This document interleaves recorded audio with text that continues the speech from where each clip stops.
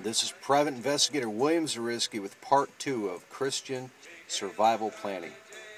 Understand that during this time, all power could be out, so it may be important to have candles in your residence. Also, make sure you have some kind of a continuity plan for yourself and your children, your family. Make sure the children aren't going around opening doors and windows. That could kill everybody. Also understand that during a time of a pandemic, the United Nations takes over.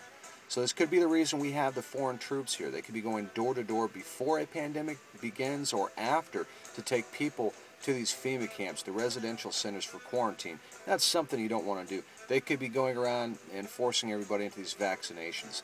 You know, really, your guess is as good as mine how it's going to unfold, but we have to be aware and not be ignorant to this. Now, this is the firearms segment, and I'm going to show you the weapon of choice that I have. This is the Glock 17. Most of you are probably familiar with this weapon. The reason I've chosen this weapon is that it's proven in many law enforcement agencies. It's almost an indestructible gun. It's been buried, it's been shot underwater, everything else. It's a very good weapon to have. This one's been modified. This does have the night sights on, the True Dot night sights. I've also got the extended slide release and the extended magazine release. The magazine release, I sand it down a little bit with 400 grit sandpaper to make it more smooth, because when it comes out of the bag, it's kind of rigid there. Let's go ahead and we'll safety check it. You can see it's empty, nothing in the chamber. Also, I went ahead and I purchased the 18 round aftermarket magazine. You get one more round out of this, so one in the chamber, you're going to have 19 rounds here. I used the controlled expansion ammunition. You know, all of it's good, whether it's Gold Dot, Federal, Hornady, whatever you want to use.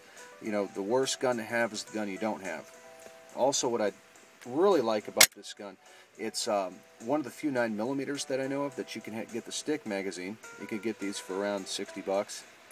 When you have this, and you've got 33 rounds of 9mm, and let me tell you, that's a lot of firepower there.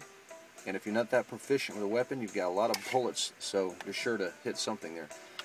Also, if you're going to get this weapon, I recommend this Black Hawk holster, and the reason for that, it slides right in there. It will not come out unless you push that button on there, and it comes right out there.